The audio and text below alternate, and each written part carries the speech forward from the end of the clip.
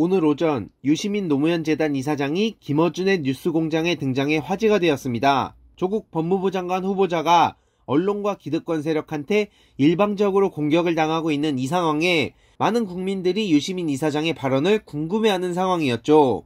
일각에선 조국 후보자에 대해 침묵하는 건 그도 부끄럽기 때문이라는 주장을 했는데 오히려 그게 정말 낯뜨거운 주장이었음이 드러난 셈입니다. 유시민 이사장이 무슨 발언을 했는지 궁금하실 분들이 많으신 것 같아 신속하게 요약해서 정리해드리겠습니다. 핵심은 조국 후보자 이틀 청문회 주요 쟁점과 전망 집중 분석이었는데요.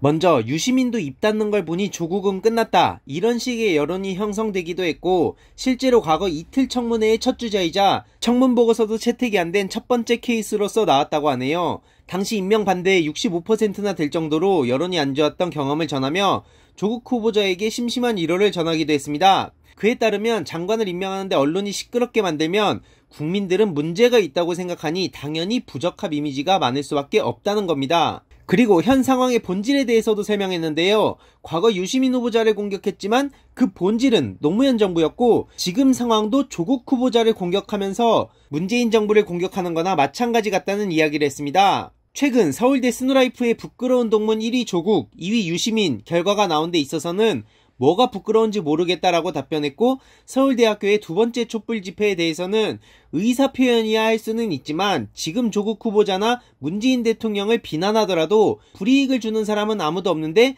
왜 굳이 마스크를 쓰고 나오냐고 답했습니다. 순수하게 나온 대학생이 많은지 얼마나 나왔는지 보기 위해 온 자유한국당 관계자들이 많은지는 잘 모르겠다는 발언을 하기도 했죠.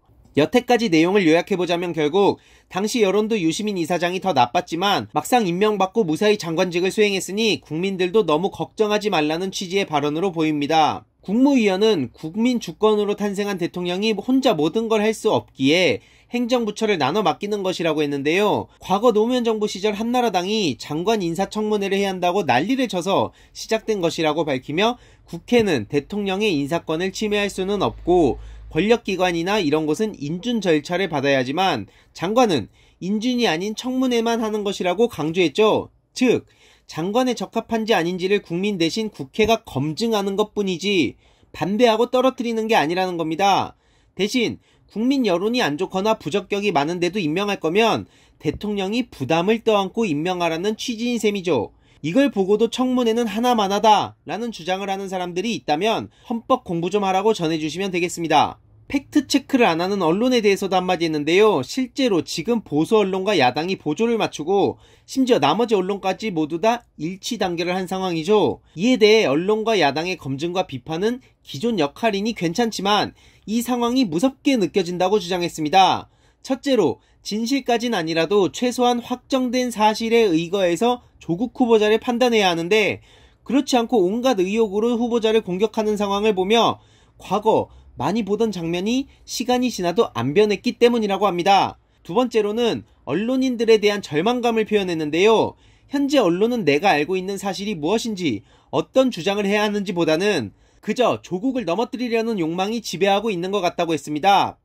언론과 야당에 조국 후보자 본인에게 집중할 것을 당부했죠. 쉽게 말하자면 팩트를 알고도 침묵하거나 혹은 팩트 자체에 관심이 없는 기자들이 바로 조국은 나쁜 놈이어야 하기 때문에 나오는 결과라고 했습니다. 조국 본인은 그런 말을 한 적이 한 번도 없지만 어쨌든 사람들 인식하에 26살 교수의 논문도 많이 쓰고 인용되고 키도 크고 잘생기고 대통령의 신임도 받고 민정수석까지 하고 법무부 장관 지명까지 받다 보니 완벽하게 모든 걸 가진 사람처럼 보인다는 거죠. 즉, 사람들이 부러워하는 거의 모든 것을 가진 듯한 인물이 바로 조국 후보자인데, 그렇게 될 수 없었던 명문대 출신 기자들이 너 잘 걸렸다 하고 달려드는 모습이란 거죠. 거기에 후보자 본인을 털 게 안 나오자 가족으로 인해 무너지는 구조를 만들어간다며 그리스 비극에 비유했습니다. 그리고 더 자세히 들여다보면 대형 언론사의 기득권 적폐에 대해서 함부로 대들지 말라라는 겁니다. 탈탈 털어서도 먼지가 안 날 정도로 완벽한 사람이 아니면 이런 일에 대해서 정의다 뭐다 헛소리하지 말라는 거죠. 이렇게 되면 그 누구도 말을 안 하게 될 겁니다. 결국 부당한 기득권, 즉 헌법 위에 군림하는 사람들을 영원히 이길 수 없게 되겠죠. 간단하게 말하자면 언론 반대가 많은 상황에 조국 후보자 편을 들면 같이 두들겨 맞으니까 이게 아닌데 싶은 사람들은 침묵하고, 진보 지식인 사이에서도 돌을 던지면서 나는 다르다라고 위안을 얻는다는 겁니다. 그러니 조국 후보자를 비난하면서 본인은 대단히 객관적이고 정의로운 사람으로 보이려고 한다는 것이죠. 검찰의 개입에 대해선 충정은 이해하지만 심하게 부적절한 오버였다고 주장했습니다. 윤석열 총장은 조국 후보자가 사퇴하는 게 맞지 않나라고 판단한 것 같다고 하는데요. 언론이 총 단결해서 마녀사냥을 하려 하고 있는데 피의자 신분으로 전환될 수 있는 암시를 통해 조국 후보자가 스스로 물러나게 만들어야 한다고 판단하고 20, 30군데 압수수색한 것으로 보인다는 거죠. 압수수색은 형법상 범죄 혐의가 뚜렷할 때 하는 건데 조국 후보자의 뚜렷한 형법상 범죄 혐의가 지금 뭐가 있습니까?